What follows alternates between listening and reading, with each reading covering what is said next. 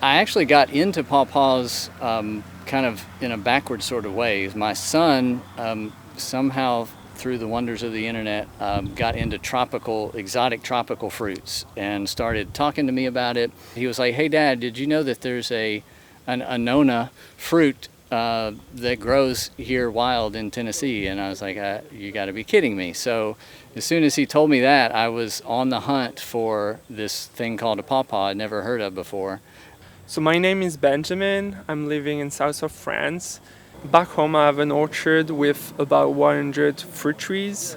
Among them there's about 12 pawpaw trees, and I'm growing pawpaw for about 10 years now. So I came here the first time to gather information because I wanted to grow a pawpaw orchard. And then I came a second time and a third time to gather more and more information to visit uh, growers. And I ended up writing a book in France with a nursery about pawpaw to promote pawpaw.